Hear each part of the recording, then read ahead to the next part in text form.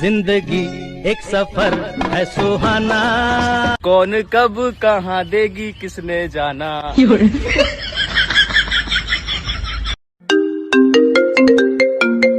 Hello, हाँ मामा नमस्ते। नमस्ते बेटा नमस्ते। वो तेरे रिजल्ट का क्या हुआ? डायल किया गया नंबर मौजूद नहीं है, कृपया थोड़ी देर बाद फोन करें। बम्बई शहर का छटा हुआ गुंडा कहा है तुझे इस अखबार ने? गलत छापा है, गुंडा नहीं। तोरा माई के हम दामाद लागब रे, तोरा माई के हम दामाद लागब रे। अगर कोई मेहमान आपके घर आकर यह बोले कि चाय मत बनाना बहुत गर्मी है, तो समझ जी हलो सरवा ठंडा पिए के चक्कर में बा।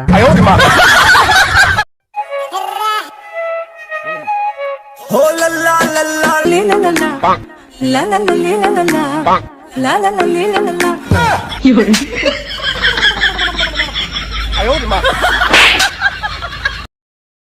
बम्बई शहर का छटा हुआ गुंडा कहा है तुझे इस अखबार ने? गलत छापा है, गुंडा नहीं। माफिया विधायक ने तैयारी लागेला, चौहान होई जेल ससुरारी लागेला।